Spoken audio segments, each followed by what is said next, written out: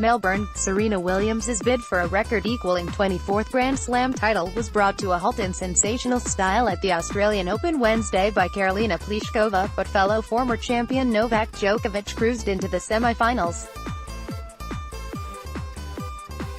The American great had beaten world number 1 Simona Halep in the fourth round but folded against the tall Czech 7th seed, who saved 4 match points before winning 6-4, 4-6, 7-5 under the hot Melbourne sun. Her reward is a clash against Japan's Naomi Osaka for a place in the final, after the Japanese 4th seed brutally swatted aside the injured Alina Svitolina 6-4, 6-1. World number 1 Djokovic enjoyed an early night when courageous Kei Nishikori retired with a thigh strain when losing 6-1, 4-1 after going through 3 5-set epics during the tournament.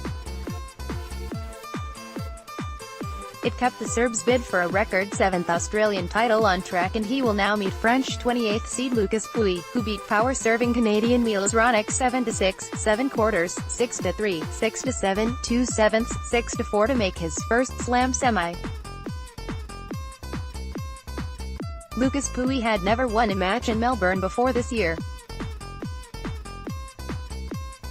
Photo, AFP, William West. It was a gut-wrenching defeat for Williams, who battled back from a set-down and was leading 5-1 in the third and serving for the match, only to throw it away with some wild shots as frustrations bubbled to the surface. "There's nothing I did wrong on those match points. I stayed aggressive. She just literally hit the lines on some of them," said the dumbfounded 37-year-old, who rolled an ankle but refused to blame it for the defeat.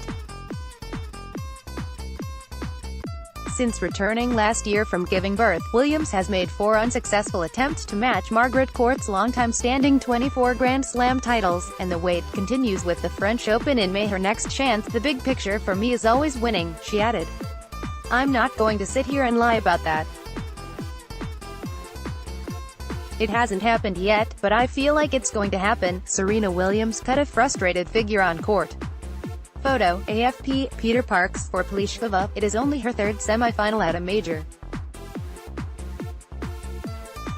She made the last 4 at Roland Garros in 2017 and the US Open a year earlier, where she beat Williams before losing the final to Angelique Kerber. "I was almost in the locker room, but now I am standing here as a winner. It is a very good feeling," she said after depriving Williams of a US Open final rematch with Osaka.